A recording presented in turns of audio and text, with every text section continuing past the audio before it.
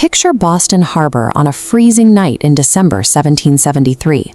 Men quietly slip through the thick fog, faces hidden behind heavy coats and Mohawk disguises. They have a single, highly illegal objective. They plan to board 3 British cargo ships docked in the water and destroy hundreds of crates of imported tea.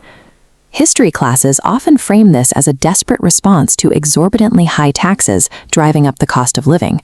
The assumption is that the British Empire was squeezing the colonies until they finally cracked. But the actual data tells a different story.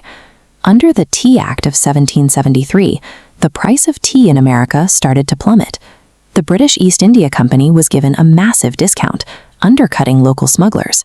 It was the best financial deal ever offered.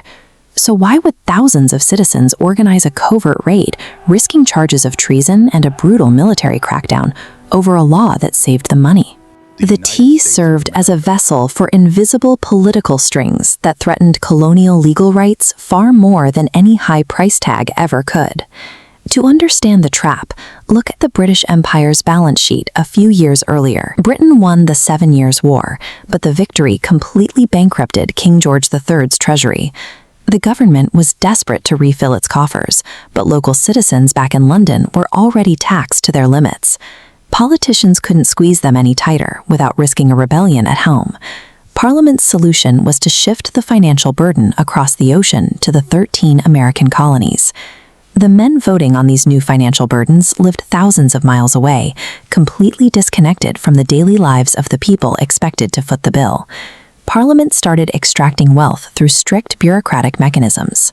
The Stamp Act forced colonists to pay a direct tax on printed materials, stamping their documents with inescapable British revenue marks. Then came the Townshend Acts, piling duties on glass, lead, paint, and paper, compounding the financial squeeze year after year. These policies set a dangerous precedent.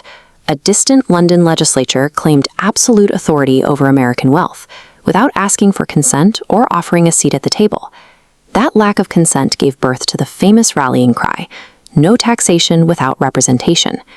This was a literal legal complaint. Out of the hundreds of members sitting in British Parliament passing these taxes, exactly 0 of them were elected by the American colonists. Which brings us back to the 1773 Tea Act. Realizing the colonists were frustrated, the British government tried a clever maneuver. They slashed the baseline price of the tea, but intentionally left a tiny symbolic tax attached to every pound of it. Parliament assumed the Americans could be easily bought off. They gambled that a few shillings saved on a cheap cup of tea would easily overpower the abstract political principle of representation. The policy functioned as a political Trojan horse. If the colonists bought the discounted tea, they would automatically be paying the attached tax, thereby legally validating Parliament's absolute authority to tax them on anything else in the future. The local patriots in Boston, the volatile epicenter of colonial resistance, immediately saw through the trap. Thousands of citizens packed into places like the Old South Meeting House. Night after night, they frantically debated how to handle the incoming cargo ships anchored in their harbor. They reached a unified conclusion. Buying even a single leaf of that cheap tea meant willingly accepting permanent subservience to the crown. The debate ended. Under the cover of darkness, disguised colonists boarded the docked ships, raised their hatchets, and splintered the wooden crates wide open. The groups worked with calculated precision, methodically dumping the tea chests off the side of the ships while leaving the vessels themselves undamaged. This single calculated act of defiance crossed a line. It enraged Parliament, triggering harsh military punishments that severed the political relationship with Britain beyond repair. The Boston Tea Party marked the definitive moment Americans declared that their political voice was non-negotiable and their freedom could not be bought at a discount.